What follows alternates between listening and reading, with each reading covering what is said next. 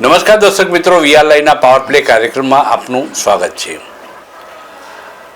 એ કુદરતની શક્તિઓ અને વાતાવરણને માપી લેવાની ખૂબ સૂઝ કોઠાસૂઝ ગુજરાતમાં બહુ ઓછા લોકો ધરાવે છે. તેમાંના સૌથી શિરોમણી કહી શકાય તેવા અંબાલાલ પટેલ આજે પાવર પ્લે કાર્યક્રમમાં આપણી સાથે જોડાયા છે અને તેમની સાથે ઘણી બધી અલપ જલપ વાતો એટલા માટે કરી છે કે બહુ ઓછી વાતો અત્યાર સુધી તેમની ચર્ચામાં આવી.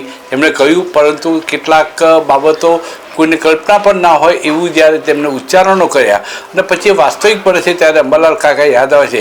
હા, અંબાલાલ કાકાની વાત સાચી પડી, વરસાદ આવ્યો. અંબાલાલ કાકા એટલે નોસ્ટ્રોડોમ આપણા ગુજરાતના કહી શકાય અને એ જે બોલે છે એ પ્રમાણે વાતાવરણ થાય છે. એ કરતાં વાતાવરણને માપી લે છે અને એ પોતાની આગાહીઓ કરે છે. અંબાલાલ કાકાનું સૌથી પહેલાં સ્વાગત કરીએ છીએ પાવર પ્લે કાર્યક્રમ આપનો વીઆર લાઈવમાં. સાહેબ આભાર આપનો. જી અંબાલાલ કાકા, વરસાદ રોકાઈ ગયો, ફરીથી તડકો શરૂ થઈ ગયો, ડબલ સિઝનનો અનુભવ થઈ રહ્યો છે અને હવે વરસાદનું ભવિષ્ય શું છે? ભવિષ્યમાં વરસાદ કેવો રહેશે, આવનારા સમયમાં કેવો રહેશે, કે હવે ચોમાસાની વિદાય આગળ વધી રહી છે? શું લાગે છે આપને? સરસ ઋતુ છે, ગરમી પડવાની, પરંતુ હવે જોવા જઈએ તો બંગાળના ઉપસાગરમાં એક બીજી સિસ્ટમ, મજબૂત સિસ્ટમ સક્રિય થશે અને 12-13 તારીખ આસપાસ સક્રિય થતાં પૂર્ણ ગુજરાતમાં તારીખ 4થી 18માં વરસાદ આવવાની શક્યતા રહે છે. દક્ષિણ ગુજરાતના ભાગોમાં ભારે વરસાદ થવાની શક્યતા રહે છે. લગભગ 3 થી 4 ઇંચ જેવો વરસાદ થવાની શક્યતા રહે છે ઘણા ઠેકાણે અને લગભગ સૌરાષ્ટ્રના ભાગોમાં પણ વરસાદ થવાની શક્યતા રહે છે. ઉપરાંત ઉત્તર ગુજરાત, મધ્ય ગુજરાત, પૂર્વ ગુજરાત, સાબરકાંઠા, મહેસાણા, અરવલ્લી, પંચમહાલ, ગોધરા, જંબુસર, વડોદરા, મહીસાગર બધા ભાગોમાં વરસાદ થવાની શક્યતા રહેશે અને આ વરસાદનું પાણી કૃષિ પાકો માટે સારું રહેશે. ઉપરાંત હવે જોવા જઈએ તો નવરાત્રિની શરૂઆતમાં પણ વાદળવાયુ છાંટા પડવાની શક્યતા રહેશે અને 8, 9 ને લગભગ 6, 7, 8, 9 ને 10મા નોરતા સુધીમાં ક્યાંક હળવો વરસાદ થવાની શક્યતા રહેશે. વરસાદ ગાજવી સાથે થવાની શક્યતા રહેશે. ઠંડક સ્ટ્રોંગ એક્ટિવિટી થશે, પરંતુ વરસાદમાં હળવો વરસાદ અને કોઈ ઠેકાણે મધ્યમ વરસાદ થવાની શક્યતા રહેશે. લગભગ દક્ષિણ ગુજરાતના ભાગોમાં વરસાદ થવાની શક્યતા રહેશે. ગુજરાતના ઘણા ભાગોમાં વરસાદ થવાની શક્યતા રહેશે, પણ આ વરસાદ હળવો છે, પવનની ગતિ વધારે છે અને ગાજવીજ વધારે છે. 27 સપ્ટેમ્બરથી 5 ઓક્ટોબર વચ્ચે ગાજવીજનું પ્રમાણ વધારે છે અને 5 ઓક્ટોબર આસપાસ દરિયામાં ભારે પવન ફૂંકાશે. 17 ઓક્ટોબર આસપાસ દરિયામાં ભારે પવન ફૂંકાશે. 12 થી 15 ઓક્ટોબરમાં હવામાનમાં પલટો આવશે, વાદળવાયુ અને ક્યાંક છાંટા થઈ શકે. પણ ઉલ્લેખનીય છે કે તારીખ 13 સપ્ટેમ્બરથી 10મી ઓક્ટોબર વચ્ચે ગરમી જબરદસ્ત પડશે, ઉનાળા જેવો અહેસાસ થશે.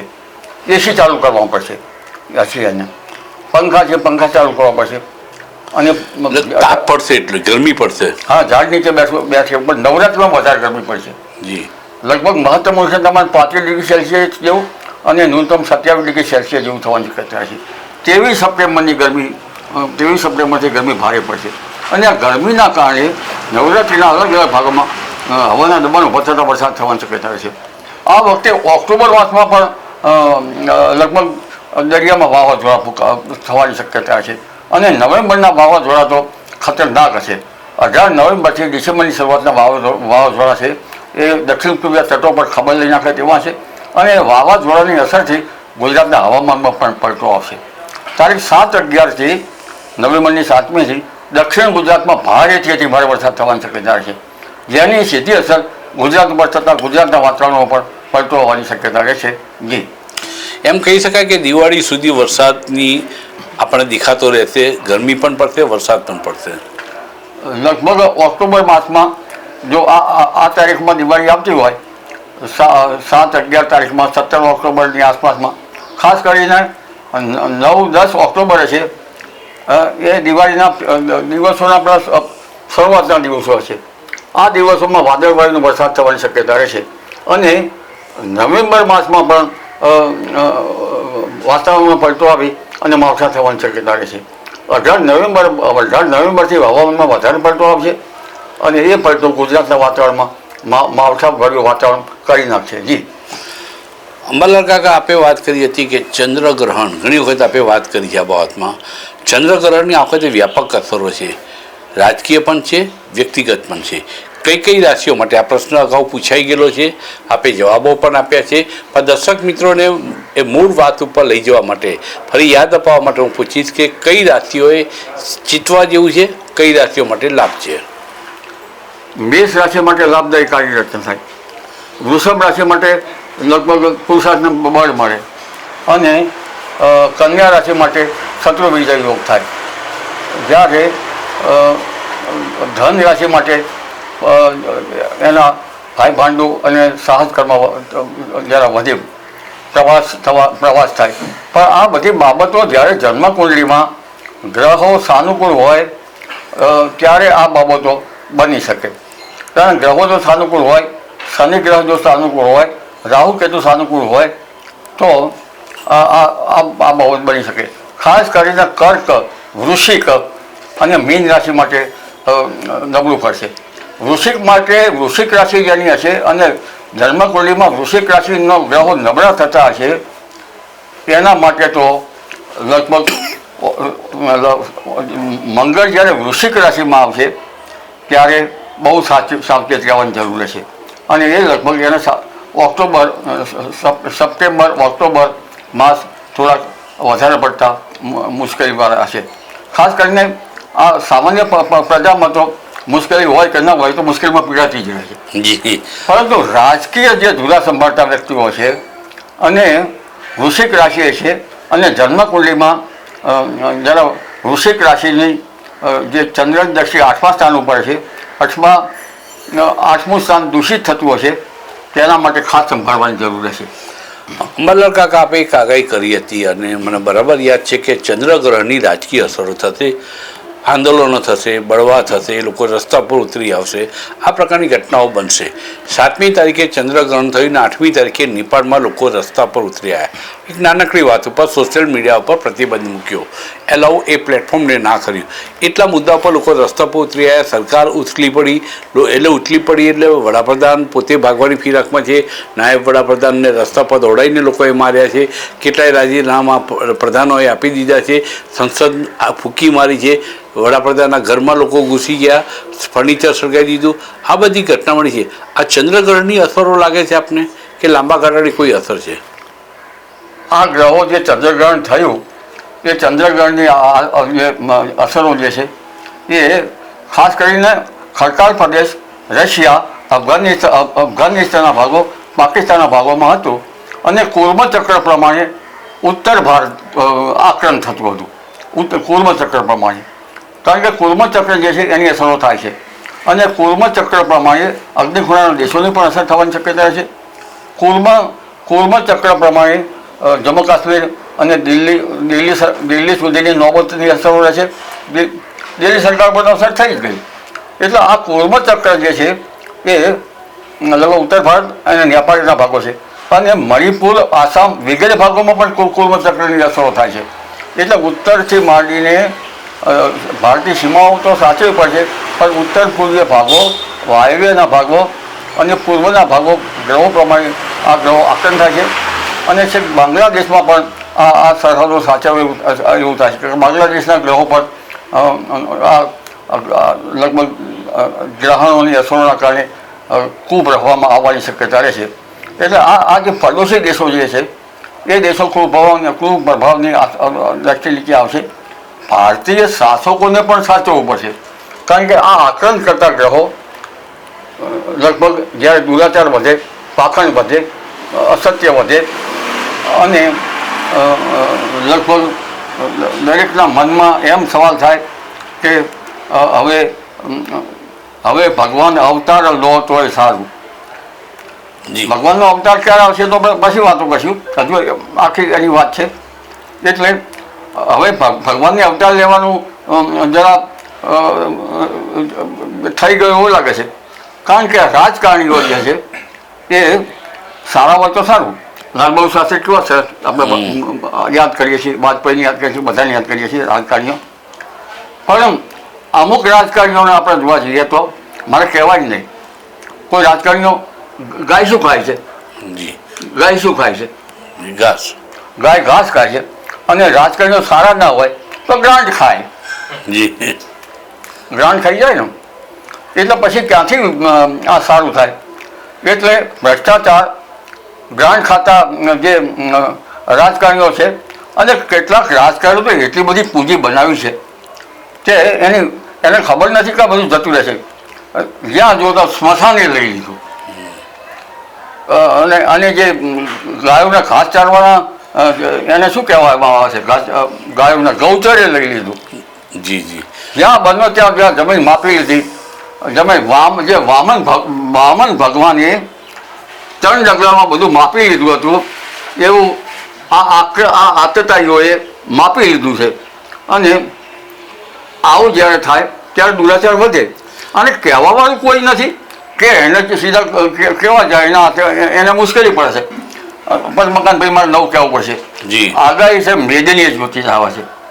હવે આપણે મૂળ વસ્તુ એના વિભાગ પ્રમાણે જઈએ ને, સંહિતા, સિદ્ધાંત અને હોરા. સિદ્ધાંતમાં ગણિત જે છે એથી આપણા પંચાંગો બને છે.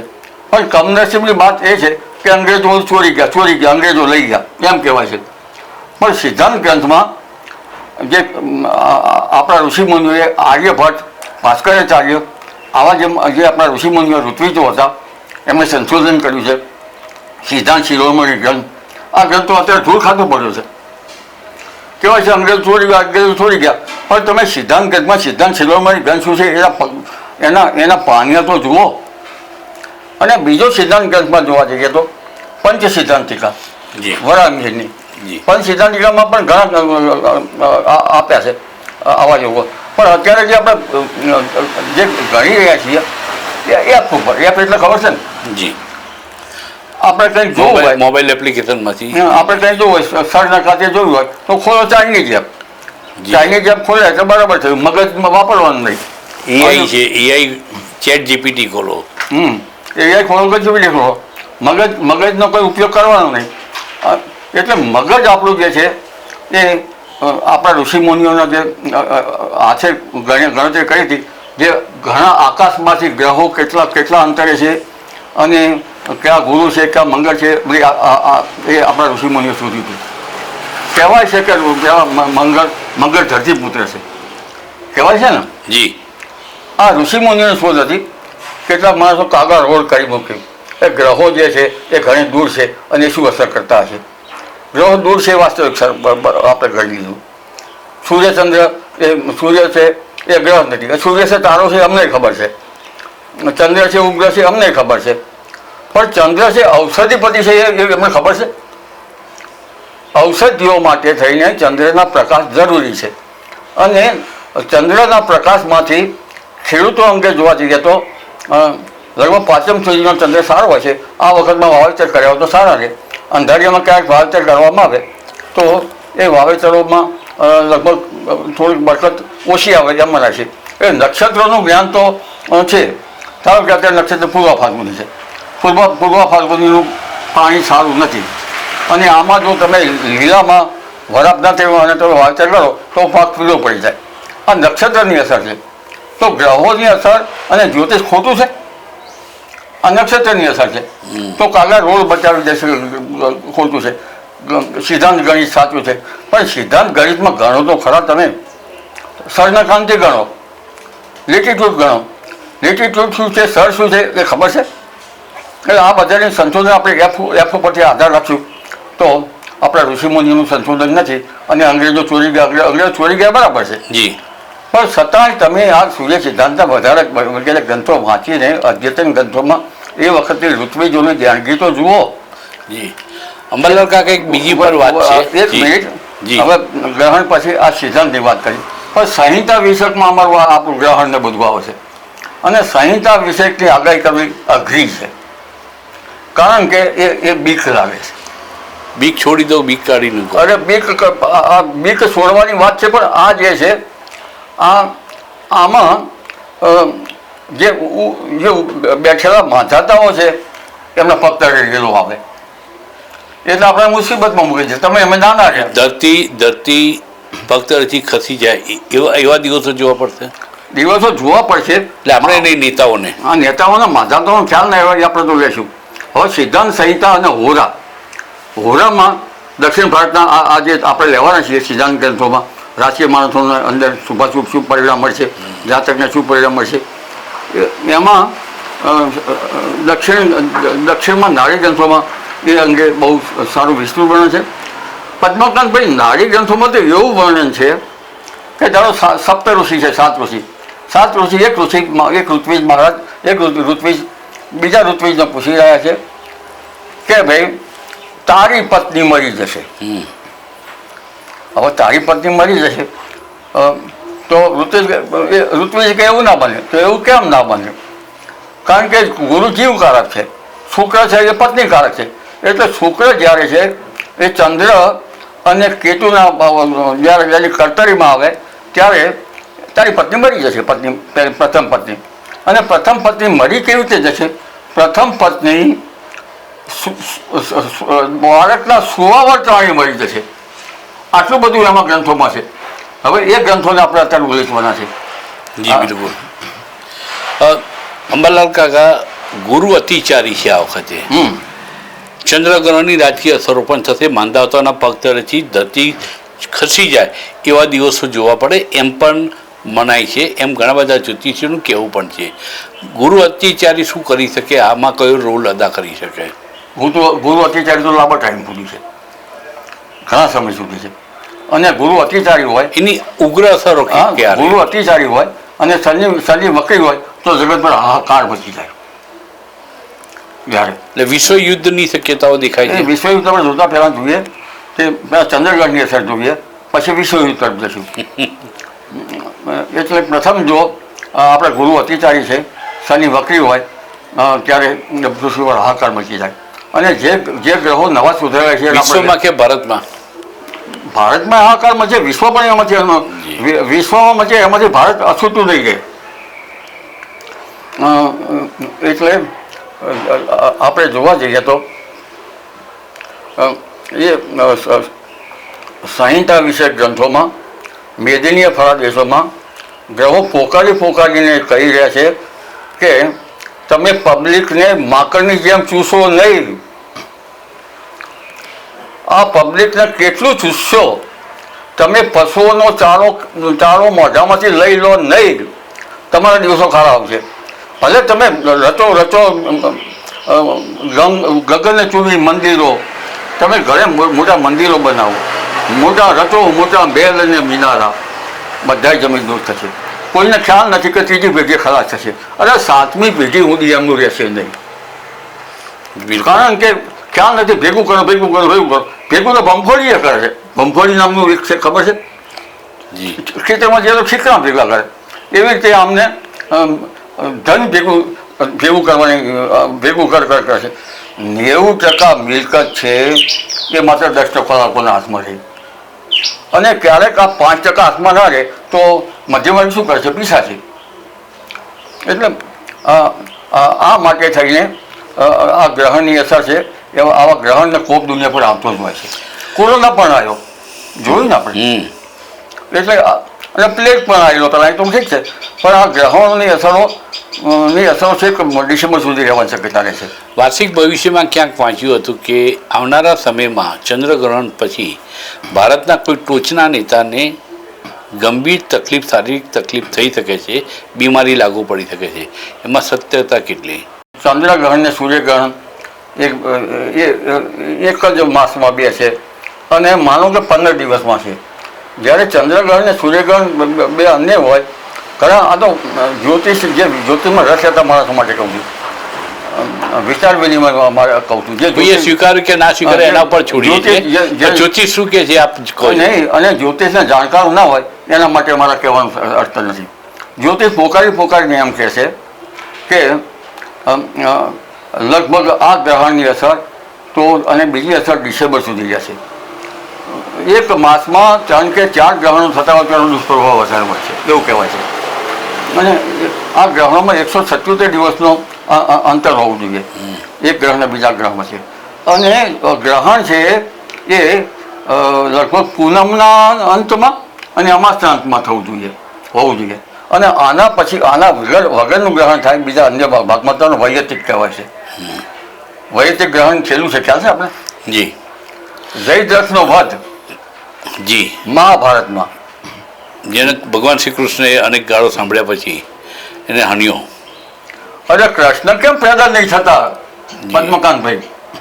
હવે તો ભગવાન અવતાર લે તો સારું, ચારે બાજુ પોકાર પડી ગયો છે. પંખીઓ જે છે એના ઝાડ કાપી નાખ્યા, પંખીઓનું આશ્રય સ્થાન કર્યું, એના માળા તૂટી ગયા. તો આવી જે સ્થિતિ છે એ સ્થિતિ પોકારીને કહે છે કે હવે તમે કંઈક કરો તો સારું.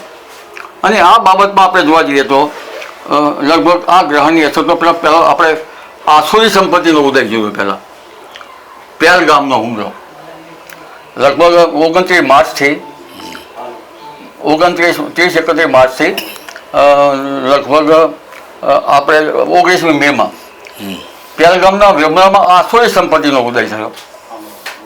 બીજામાં આક્રંદ થયું જી. અને બીજામાં ન ગમતી ઘટના, મને તમને ન બનતી ઘટના અમદાવાદમાં થઈ. અમદાવાદ વૃશ્ચિક રાશિના અંદરમાં આવે છે અને વૃશ્ચિક રાશિથી લગભગ જે અંગારક યોગ છે, મતલબ કે પ્લેન ક્રેશ થઈ વખતે અંગારક યોગ જેવો હતો. અંગારક યોગ હતો જી. અને ચોથા ભાવમાં રાહુ હતો. રાહુ કેતુ ભલે ગ્રહો ના હોય, એ સાયા છે, પૃથ્વીની પડછાયો, પણ આ પડછાયાની અસર જબરદસ્ત થાય છે. અને જ્યારે ગ્રહણ થાય છે ત્યારે આ પડછાયાની ગણના થાય છે રાશિ અંશને કરા. એટલે આ પડછાયાની અસર પણ જબરદસ્ત થાય છે. લોકો માનતા નથી. રાહુ કેતુ છે પદાર્થના ગ્રહો નથી, સ્થૂળ પદાર્થના ગ્રહો નથી. જ્યારે ગ્રહણ થાય ને ત્યારે એનો ગ્રાસ કરે છે ત્યારે એ રાહુ કેતુમાં આપણને એ ગણતરીમાં આવે છે. હર્ષલ નેપચ્યુન તો આપણે ગણતા જ નથી. હર્ષલ વખતે થાય. હર્ષલ છે બંધ પુકારનો ગ્રહ છે, પાર્લામેન્ટમાં એવામાં એ બંધ પુકારે. નેપચ્યુન છે પાણીનો ગ્રહ છે. મંગળ ને નેપચ્યુન પરમ પ્રાંત્યમાં હોય તો સમુદ્રના મોજા. અત્યારે હર્ષલની ગતિ કેવી છે? હર્ષલ વખતે થશે, હમણાં હર્ષલ વખતે થશે. અને જેના કારણે જે આપણે ત્રીજો યોગ હતો, જે સંહારક યોગ હતો, એ સંહારક યુગમાં આપણે જોયું, ટ્રમ્પ્સની બાબતો જોઈ, પેલેસ્ટાઇનની બાબતો જોઈ, ઇઝરાયલની બાબતો જોઈ, ઈરાન જોયું. બધા દેશો એકદમ આક્રમણ કરતા આવ્યા. અને ત્યાર પછી જે ટ્રમ્પ છે, ટ્રમ્પ સરકાર પ્રમાણે આવું થયું. હવે આપ કહો છો કે ગુરુ અતિચારી છે. ગુરુ અતિચારી છે તો એની પહેલી સીધી અસર ક્યાં થશે? ગુરુ મિથુન રાશિમાં છે અને મિથુન રાશિ અમેરિકાની રાશિ છે. અમેરિકામાં સાન ફ્રાન્સિસ્કો લો, લોસ એન્જલસ લો કે દરિયા કિનારાના ભાગો લો, આ ભાગો શનિ મીન રાશિમાં છે એટલે પાણીથી આક્રમણ થાય, પાણીજન્ય ખાતો વધારે હોય. અને શનિ મીન રાશિમાં છે તો ભારતમાં લઈએ તો ભારતમાં લગભગ કુરુક્ષેત્ર, પાણીપત, પંજાબ, હરિયાણા આ ક્ષેત્ર આવે છે. અને ઉત્તર ભારત તો કુર્મચક્ર પ્રમાણે થાય છે, જેમાં નેપાળમાં જે ઘટના ઘટી, બાંગ્લાદેશમાં ઘટના ઘટી.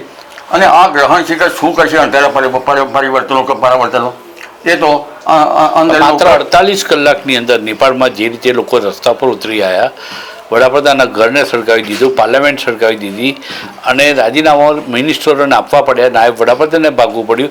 આ સ્થિતિ માત્ર નેપાળ પૂરતી સીમિત રહેશે કે અન્ય દેશોમાં પણ જોવા મળશે? પણ ગ્રહણની અસમત થઈ ને જી. અને 24 કલાકમાં. અને કુર્મચક્ર જે છે એ ઉત્તર ભારતમાં આક્રમણ છે, કુર્મચક્ર. જી. એટલે આ કુર્મચક્ર હવે રશિયા પણ આમાંથી બાકાત રહી શકે. રશિયામાં પણ કુંભ રાશિના ગ્રહો છે એટલે રશિયાને પણ ચેતવા જેવું છે. હવે રશિયાને આપણે શું લેવા દેવા? રશિયાને આપણે શું લેવા દેવા? આપણે તેલ ક્યાંથી ખરીદીએ છીએ? રશિયાથી. હવે રશિયાથી તેલ ખરીદીએ છીએ તો આંતરરાષ્ટ્રીય એક્સપોર્ટ ઇમ્પોર્ટમાં આપણને અસર થાય કે ન થાય? જી. હવે વિશ્વ નજીક આવ્યું, વૈશ્વિક અસરો આપણા પર. ભારત તો વિશ્વગુરુ તરફ આગળ વધી રહ્યું છે. ભારત તો વિશ્વગુરુ તરફ આગળ વધશે. ભારતની ઇકોનોમિક સદ્ધર છે. ભારતની ત્રીજા ચોથા નામની લગભગ ઇકોનોમી થશે. ભારત તો આગળ વધી જ રહ્યું છે. એમાં નો ડાઉટ આગળ વધશે. જી પરંતુ ચંદ્રગ્રહણની અસર આપણે લેવા જઈએ તો છેક આપણે હવે જે અસરો થશે એ લગભગ નેગેટિવ એનર્જી ડિસેમ્બર સુધી, નેગેટિવ ઇવાઇલ એલિમેન્ટ્સ, નેગેટિવ એનર્જી, દૈવી સંપદા, જી મતલબ આ નકારાત્મક શક્તિઓ જે છે એ રાજકારણ માધાતાઓના મન ઉપર અસર કરશે અને રાજકીય માધાતાઓ અણધાર્યા નિર્ણયો લેશે. नकारात्मक कई सत्ताओं हिल गई. नकारात्मक हमारे निर्णय भारत की सत्ता हिल गई ऐसे ऐसा हम कहेंगे तो हम रह ही नहीं सकेंगे. જી અમરલાલ કાકા, મેં જે સવાલ અગાઉ પૂછ્યો એનો જવાબ હજુ પણ મને એટલે હું મેળવતો હતો, શોધતો હતો આપની વાતચીતમાંથી. આપે મેં એમ પૂછ્યું હતું કે ભારતના કોઈ એક નેતાને અસાધારણ બીમારી થવાની શક્યતાઓ છે, એ વાત સાચી છે? પૂરી શક્યતા છે. કારણ કે ચંદ્ર રાહુ જે છે, ચંદ્ર મનનું કારણ છે. રાહુ માયા. કઈ રાશિના નેતા એ હું નહીં પૂછું, પણ અનુસાર લોકોને આપી શકશો દર્શક મિત્રોને? ચંદ્ર છે, ચંદ્ર મનનું કારણ છે અને રાહુ માયાવી છે. રાહુ આક્રમણ કરે છે અને સીધા સૂર્ય કેતુ છે એની સામે. સૂર્ય છે એ અધિકાર ક્ષેત્ર ધરાવતા માણસો છે. સૂર્ય છે એ અમલદાર વર્ગ નીચે આવે છે. સૂર્ય જે છે એ શાસક પક્ષ સાથે આવે છે અને આ સૂર્ય કેતુથી આક્રમણ થાય છે. એ અમારા ભૃગુનંદી નાળી પ્રમાણે જોઈએ છે તો ભૃગુનંદી નાળીનું એક ઉદાહરણ તો મેં આપ્યું ને, પત્ની બીજી થશે, એ સપ્તરાશિ નાળી હતી. દક્ષિણના નાળી ગ્રંથોમાં આ બધું વધારે આપ્યું છે. લગભગ 5000 વર્ષ પુરાણમાં આપણે ઋત્વિજોની પ્રસાદી છે. એટલે આ જે ગ્રહો મંગળથી આકૃત છે એટલે કોઈ નેતા માટે કે એના માટે ચંદ્રમાં લાલાશ પડતો હતો. લગભગ 1/3 ગ્રહણની અસર થાય તો ચંદ્રમાં લાલાશ પડતો અને ધૂમ્રવર્ણ અને ગ્રહણની અસર વધારે થાય તો તામ્રવર્ણનો હોય. જી બિલકુલ. એ તામ્રવર્ણનો આ જે તામ્રવર્ણનો ગ્રહણ છે લાલાશ, એ લાલાશ જે છે એ હવે ડર રાખ્યા વિના કહીએ તો આ લાલ વ્યવહાર આવશે, લાલચું હોય લોહી.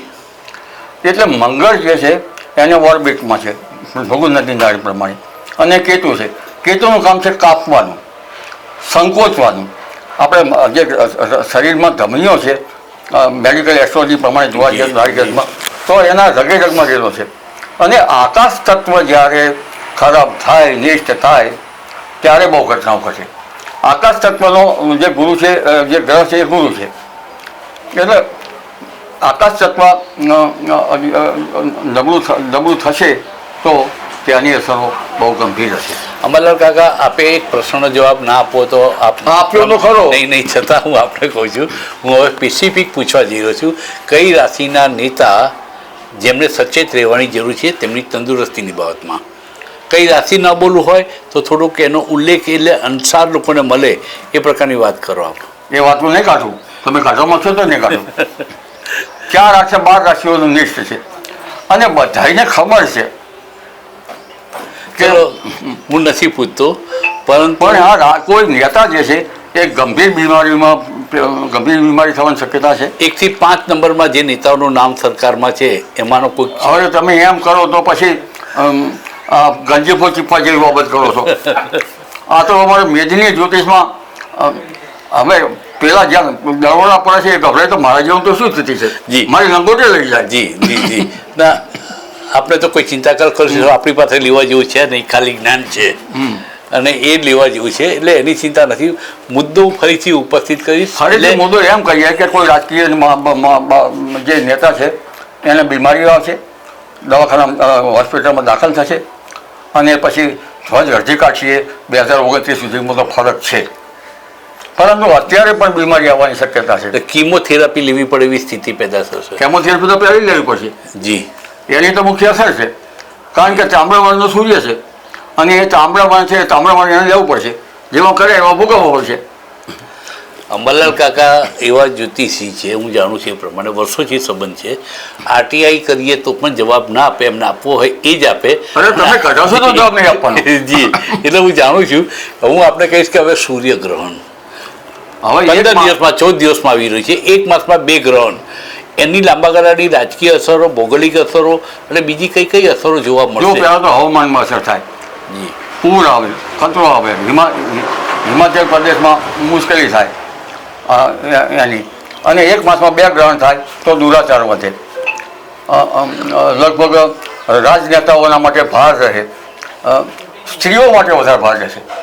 કન્યાઓ અને સ્ત્રીઓના અપરાધોમાં વૃદ્ધિ ના થાય એ જોવું પડશે.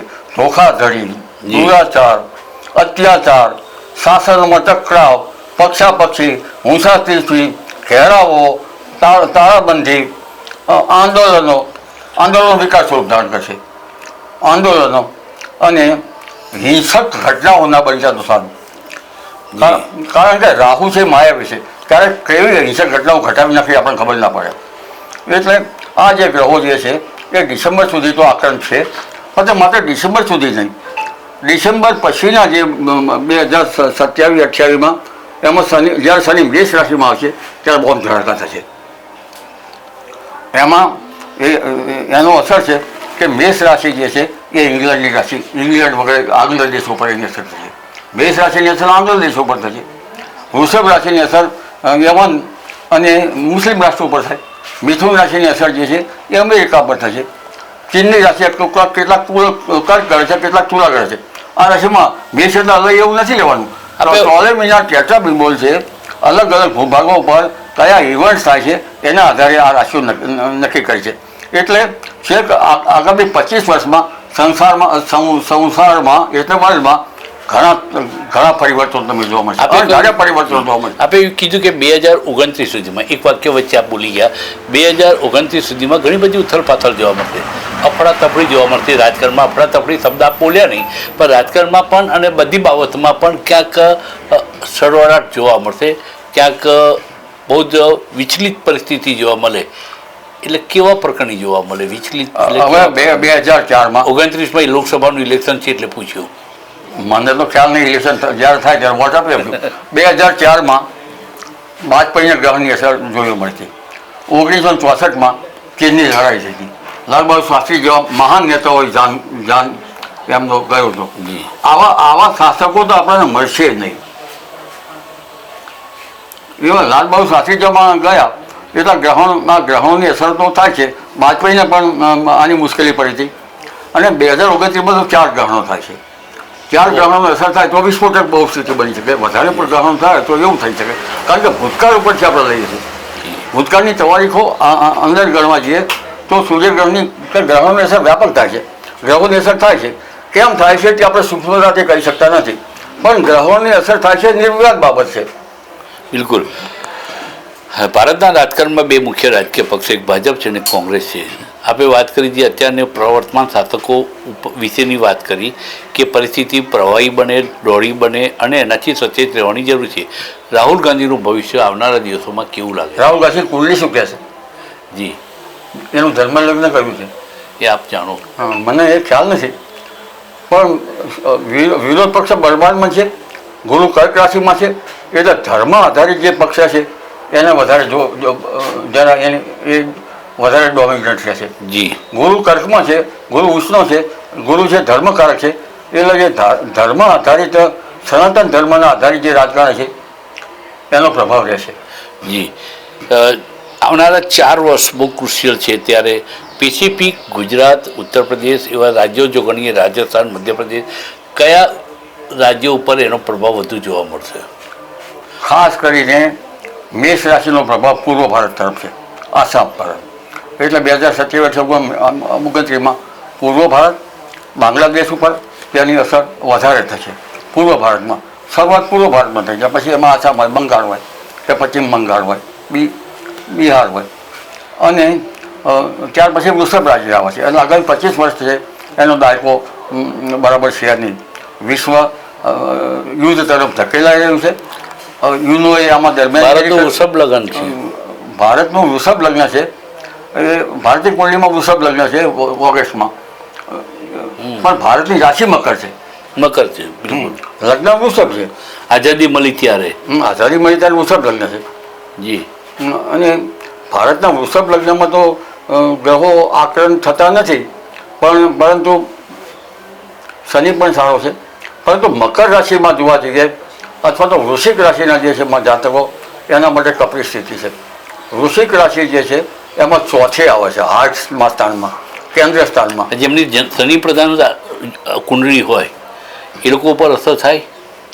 શનિ પ્રધાન જેની કુંડલી હોય એમાં શનિ સારો વધુ પરંતુ ઓછી નડે. જી, ઓછી નડે. પણ નડે તો ખરી. નડે એટલે તમારા કર્મોના ફળ જે છે એ ભોગવતો પડે ને. જી. અને આમાં મારે તો બીજું કહેવા પડે, રાજકારણી બીજા કોઈને કહેવા જઈએ તો જ્યાં દંડો મૂકે ત્યાં જમીન મારી, બીજો દંડો મૂકે તો મારી જમીન, અરે સ્મશાન ઉપર જમીન દંડો મૂકે તો સ્મશાને મારું, અરે ગાયો ભલે ચરતી આ ગૌચર મારું, ઝાડ કાપી નિકંદન કર્યું, ભલે પક્ષીઓ મળી જતા. એટલે ભારતમાં દુરાચાર વધી ગયો છે એમ કેવું છે આપનું? ભારતમાં દુરાચાર વધી ગયો છે, પણ સત્ય કહેતા હતા, જીવો જીવ દયા પરમો ધર્મ, જીવ દયા પરમો ધર્મ. જી. તો આ જીવદયા પરમો ધર્મ છે, જીવદયા રાખવામાં આવશે અને માણસો પ્રત્યે દયા રાખવામાં આવશે અને જે ભ્રષ્ટ ચિંતન છે એમાંથી દૂર રહેવામાં આવશે. અને ભ્રષ્ટાચાર આપણે કરવા જઈએ તો ભ્રષ્ટાચાર આ ભિખારી ભીખ માગે છે, લોકો આપે છે. હા, ભિખારી ભીખ માગે છે અને આ ભ્રષ્ટાચાર એટલે સુધરેલો ભિખારી તમને ડરાવી ધમકાવીને પૈસા લઈ લે. સુધરેલ ઇમ્પ્રોવ વેગર્સ. બજાર ઉપર શું અસર હશે? બજારો પર અસરો જબરજસ્ત થવાની શક્યતા છે. નકારાત્મક કે સકારાત્મક? ના, હમણાં મંદી જશે, પરંતુ જ્યારે પણ આ ગાડી મુવમેન્ટ ઉપર આવશે એટલે લગભગ તેજી દિવાળીની આસપાસથી તેજી જોવા મળશે અને જ્યારે મેષ રાશિ આવશે ત્યારે તેજી જોવા મળશે. પણ બજારોમાં મંદી તો હમણાં છે, પછી તેજીનું મોમેન્ટ આવશે. પરંતુ સોનું જે છે એ તો આસમાને ગયું છે. ગુરુ પીળી વસ્તુનો કારક છે. હવે સોનું આસમાન એને જાય એ જોવું રહ્યું. જી જી.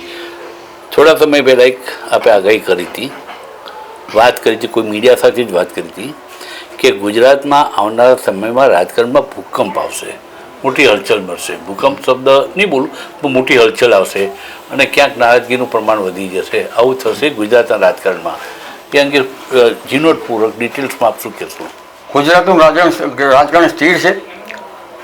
એમાં મંત્રીઓની ફેરબદલી થાય અને આ ગ્રહણની અસર છે એટલે જે રાજકીય ધોરા સંભાળતા જે મહાન જેને હાથમાં ધૂલા છે, ગુજરાતના નેતાઓ, હા ના, જેના હાથમાં ધૂલા છે એને સંભાળવું પડશે.